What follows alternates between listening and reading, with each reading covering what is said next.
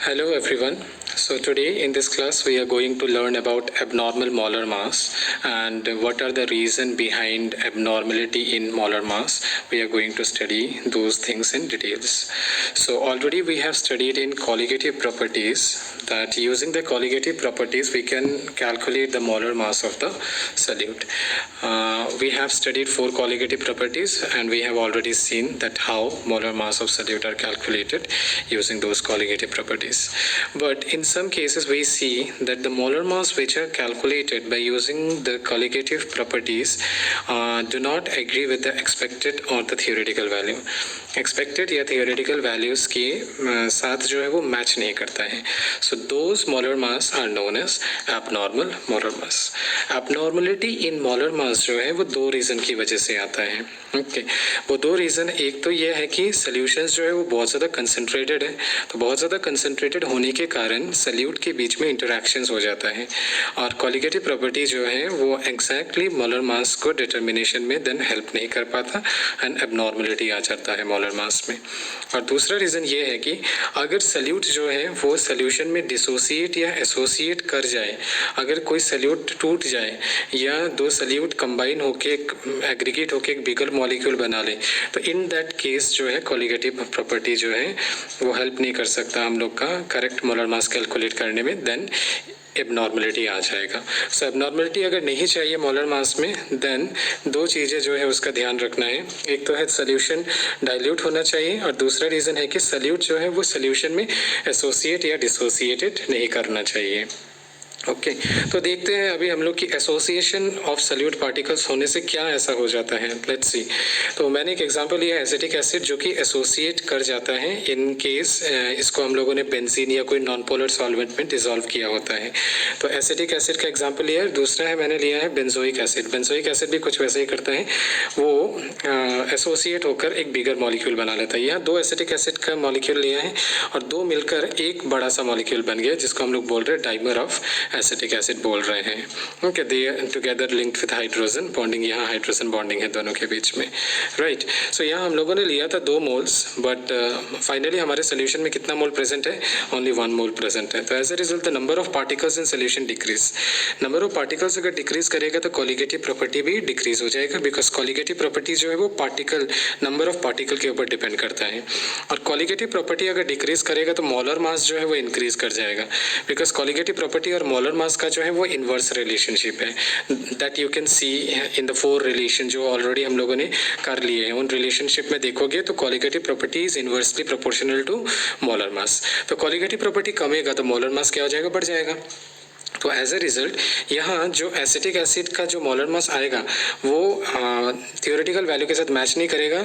Instead it will be larger और greater than the theoretical value and that is known as abnormal molar mass. And similar case benzoic acid के साथ भी हो जाता है, वो भी एसोसिएट करता है. एसोसिएट करने से colligative property decrease, molar mass जो है वो सल्यूट का बढ़ जाता है. So that is abnormal molar mass. I hope it is clear. So next हम लोग देखते हैं कि डिसोसिएशन होने से क्या होता है.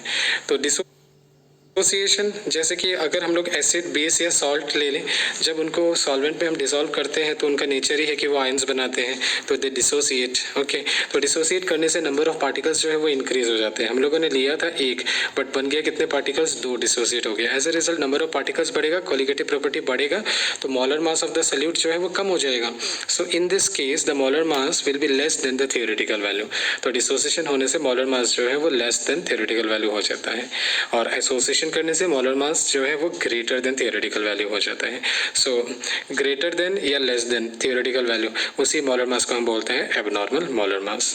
सो अगर एबनॉर्मलिटी नहीं चाहिए तो एसोसिएशन डिसोसिएशन नहीं होना चाहिए. ठीक है. Now let's study about a factor. Van't Hoff factor, इसको वेंटॉफ ने इंट्रोड्यूस किया था और ये फैक्टर जो है बताता है कि सल्यूट ने कितने एक्सटेंट तक एसोसिएशन या डिसोसिएशन किया है. ठीक है. इसको हम डिफाइन कर सकते हैं as the ratio of normal molar mass to the abnormal molar mass. Normal molar mass जो तुम्हारा थियोरेटिकल वैल्यू है और एबनॉर्मल मोलर मास जो हम लोग कैलकुलेट करते हैं. Okay okay. I is also defined as ratio of abnormal value of colligative property and to the normal value of colligative property. यहाँ सिंस नॉर्मल मोलर मास ऊपर है ना, तो यहाँ abnormal value of colligative property होगा, और यहाँ abnormal नीचे है तो नीचे जो है normal value of colligative property होगा, बिकॉज मोलर मास और कोलिगेटिव प्रॉपर्टी का जो रिलेशनशिप है वो इन्वर्स है। नॉर्मल न्यूमरेटर में है और यहाँ कोलिगेटिव प्रॉपर्टी जो नॉर्मल है वो डिनोमिनेटर में है। आई होप समझ में आ गया होगा। Okay, next, i is also defined as number of particles after dissociation association divided by number of particles before association या डिसोसिएशन कितने थे। ओके, तो आई को इस तरीके से डिफाइन कर सकते हैं, मतलब डिसोसिएशन एसोसिएशन के बाद कितने हुए डिवाइडेड बाई पहले कितने थे, दैट इज आई।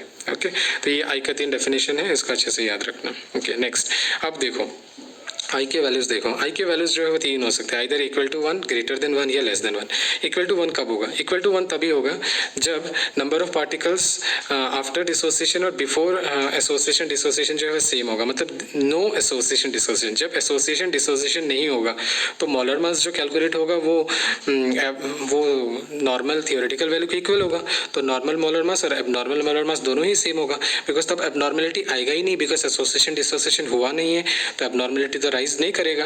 तो एज ए रिजल्ट आई का वैल्यू दोनों न्यूमरेटर डिनोमिनेटर सेम रहेगा, तो आई का वैल्यू 1 आ जाएगा। और डिसोसिएशन एसोसिएशन नहीं करेगा तो आफ्टर बिफोर तो सेम रहेगा, तो आई का वैल्यू क्या आएगा? 1 आएगा। I hope it is clear. Next, association के वक्त क्या होगा? देखो, एसोसिएशन के वक्त नंबर ऑफ पार्टिकल्स डिक्रीज हो जाता है। 2 अगर हम लोगों ने लिया है तो वो एसोसिएट होकर 1 बन जाएगा, तो न्यूमरेटर हो जाएगा कम, डिनोमिनेटर हो जाएगा ज़्यादा, जैसे कि 1। ओके, और पहले कितना लिया था? 2, सो 1/2 इज लेस देन 1। और डिसोसिएशन के वक्त नंबर ऑफ पार्टिकल्स जो है वो इंक्रीज हो जाता है, तो नंबर ऑफ पार्टिकल्स जब इंक्रीज हो जाएगा तो न्यूमरेटर्स जो है वो बढ़ जाएगा और डिनोमिनेटर कम रहेगा, जैसे कि हमने लिया था 1 और वो बन गया 2, तो 2/1 इज ग्रेटर देन 1। सो याद रखना आई का वैल्यू कौन से केस में क्या होता है। ओके, नेक्स्ट देखो, अगर ये जो आई का वैल्यू हम लोगों ने प्रेडिक्ट कर लिया, ओके, ये we can easily predict the value of i. अभी थोड़ी देर के बाद नेक्स्ट लेसन में मैं तुमको सिखा दूंगा कैसे आई का वैल्यू प्रेडिक्ट करना है। तो आई का वैल्यू अगर प्रेडिक्ट हो गया तो उसको अगर हम लोग जो ऑलरेडी हम लोग के क्वालिटेटिव प्रॉपर्टी वाले फार्मूलाज है ना, उसमें अगर इंक्लूड कर ले तो जो मोलर मास निकल कर आ जाएगा वो नॉर्मल मोलर मास आएगा, मतलब एक्सपेरिमेंटल या थियोरेटिकल वैल्यू जो है उससे मैच करेगा। So this is how we can modify the equations. मैंने बताया था ना, चारों इक्वेशंस को हम मॉडिफाई कर सकते हैं, देन जो मोलर मास कैलकुलेट होकर आएगा वो नॉर्मल मोलर मास होगा actually. So these are the full formulas. Simply ये चारों फार्मूलाज ऑलरेडी तुम लोगों ने पढ़े हुए हैं, जस्ट यहाँ आई जो है वो इंक्लूड हो गया है। ये फार्मूला ऑलरेडी तुम लोगों ने पढ़ा हुआ है, delta p divided by p naught, it is relative lowering in vapour pressure is equal to mole fraction of the solute, just यहाँ इंक्लूड हो गया है i. Similarly this is elevation in boiling point, okay, equal to होता है k b into small m molality, इधर सिर्फ आई जो है वो इंक्लूड हो गया। सिमिलरली यहाँ और यहाँ भी आई इंक्लूड हुआ है। I hope this formulas are clear. ये फार्मूला का यूज कर अगर तुम मोलर मास निकालोगे सल्यूट का तो एक्जैक्टली इक्वल आएगा, बट उसके लिए तुमको आई का वैल्यू पहले से मालूम होना चाहिए, या कैसे कैलकुलेट करना है वो पता होना चाहिए। ओके, वो हम नेक्स्ट लेसन में सीखेंगे कि आई का वैल्यू कैसे प्रेडिक्ट करना है। ऑलरेडी तो तुम लोगों ने फार्मूलाज तो देख चुका होगा। ओके, यही फार्मूलाज का यूज़ हम करेंगे, ठीक है। ओके, सो हमारा नेक्स्ट लेसन में टॉपिक होगा हम लोग आई विच इज़ वेंटो फैक्टर और डिग्री ऑफ एसोसिएशन और डिसोसिएशन, इसके बीच का रिलेशनशिप देखेंगे और कुछ हम लोग प्रॉब्लम्स देखेंगे जिसमें हम लोग आई कैलकुलेट करेंगे। सो आज इस लेसन में इतना ही रखते हैं। Thank you, have a good day.